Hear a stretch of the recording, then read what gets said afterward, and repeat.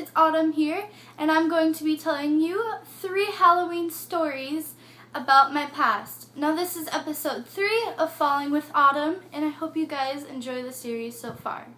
So the first story happened when I was 5, and Hurricane Wilma has just struck Florida. So thankfully, my house was not destroyed or anything like that, and my family was safe.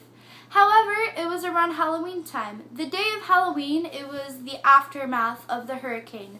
So there was flooding, power lines knocked down, and it was still very rainy out and very stormy.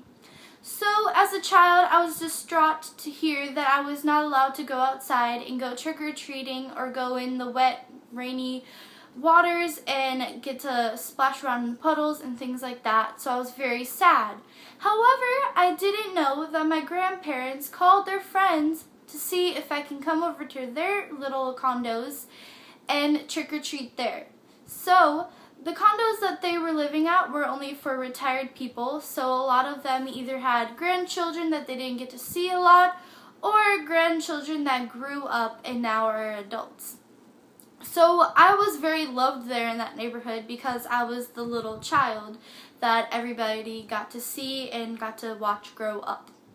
So I thought it was really cute how I went to their little condos and I would knock on the door and they would give me little candies or little money or little toys or something like that.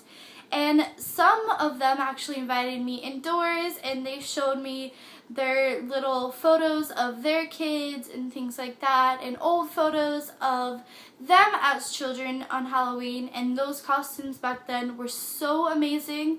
It was like black and white photos. They're kind of creepy, but I like that sort of thing, and it was really cool. And I loved how they made something really bad and devastating like a hurricane turn into something fun and unique for like me as a little kid. The second story is another time when hurricane weather tried to ruin my Halloween plans. So a couple of years later, another hurricane hit Florida. However, a couple of days after, it was Halloween and the aftermath was done.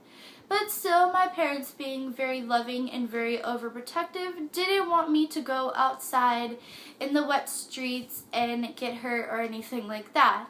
So instead, they took me to this little mall event where you could go trick-or-treating and do a scavenger-like thing. So if you go to certain malls, they might have like little mall directories or little maps. So on these maps, for the kids, it had little pumpkins, like this one back here. On the map, it's showing you which mall, like which different little shops and different restaurants had candy. So we went through that with the other kids that were brought with their parents and things like that. And at the end of the day, I had a lot of candy. I had a lot of free samples of different things, such as like candles, lotions, and things like that my mom loved. So not only I was getting treats, she was too in return.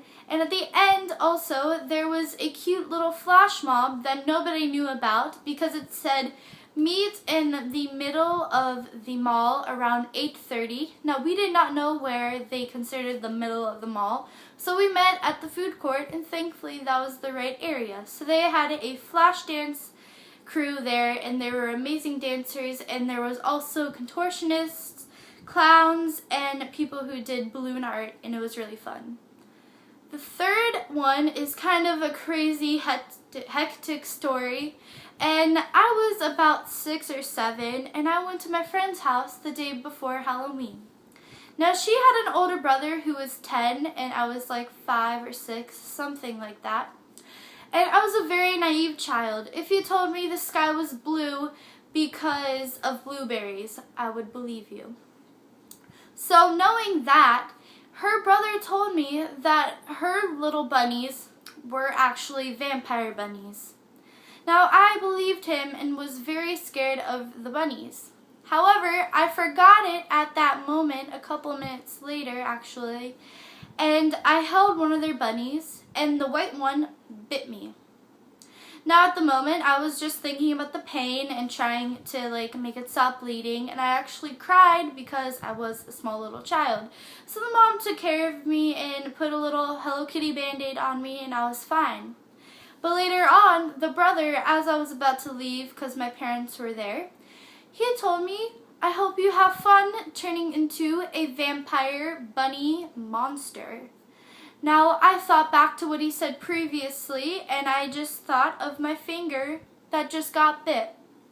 I went home that night, and I was crying so much because I was afraid of turning into this bunny monster vampire thing.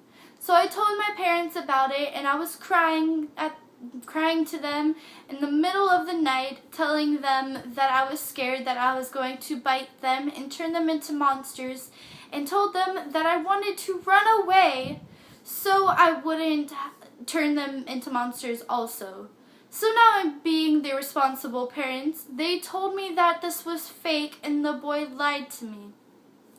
I was very upset about this. However, my parents are very funny and they love doing pranks on people. So in return, I pranked the boy on Halloween night. I dressed up as a cute little witch, but I also put fangs in.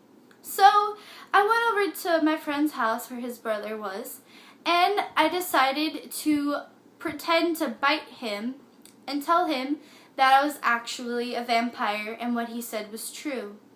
Now, what they were eating there at the party was hot dogs and stuff. So I took some ketchup and put it in as fake blood, and his little sister went along with this prank and put fake blood on her neck and put some fake teeth in. So both of us pranked her brother into thinking that we were vampires and we were going to bite him. Now, I don't know how he believed us because we were so young and stuff. Probably because he's naive also.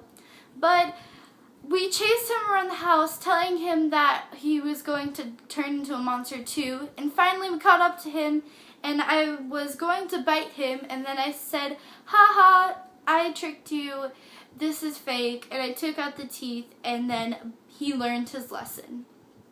So, moral of the story, bunnies can't turn you into vampires.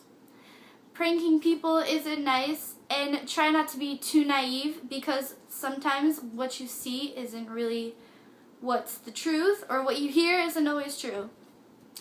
So I hope you guys like my 3 little Halloween stories about me when I was younger, especially the last one because I think that's the funniest and craziest one out of them all.